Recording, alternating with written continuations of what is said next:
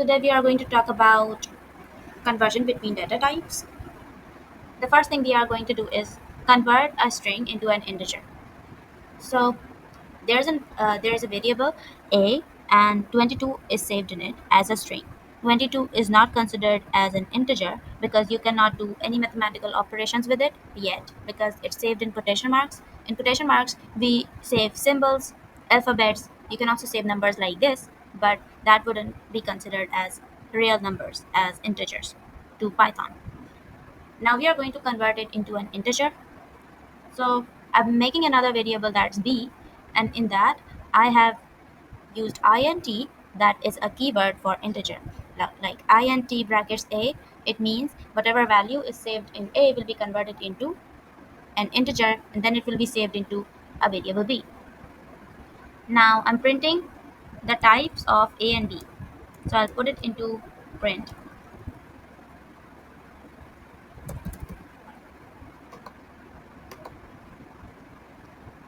So here I've used print keyword because if I wouldn't put it here, it will just print the last line of code. This is how it works. If you want to print everything, you will have to use the keyword print for that. For type A, you can see it says string, str, and for type B, it says integer. So it was saved as a string. Now it is converted into an integer.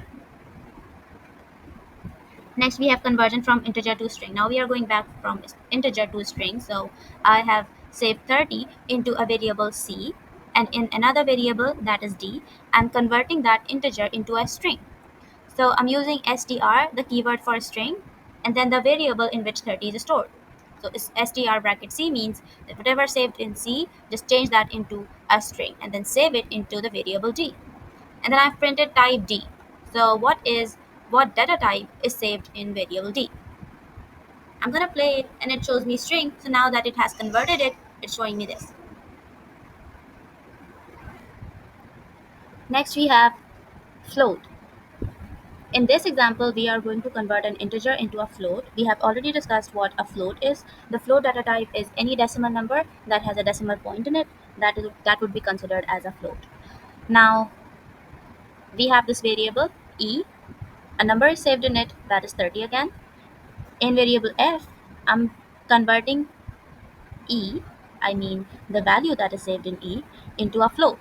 So that is why I've used the keyword float, and I have put e in the brackets. So now 30 is saved into e, so 30 will be converted into a float. Again, I have printed type f. So what data type is saved in f? Python is going to print that, and that is float. The previous result was 30.0. It was like this because I had it in the code previously. Print f. Now let us see what is saved in f. So that's 30.0. You can see it has added a decimal point, a decimal number, just to confirm us that this data type is float now. It is not an integer. In the end, we have put it all together. I have used \n. This is used to break the line. Like the result will be printed next to each other in a long line like this. But if we don't want that, we can add \n into the quotation mark, so it will just break the line. It will keep doing it as you keep adding it. Next, I have printed all the types from A to F, and I have separated each of these with a comma. So that is very important. If you wouldn't do it, it will give you an error. So you can see it's showing me all the data type. First of all, it was A. We saved string into A. Then we converted into an integer in variable B. That is why the next one is integer.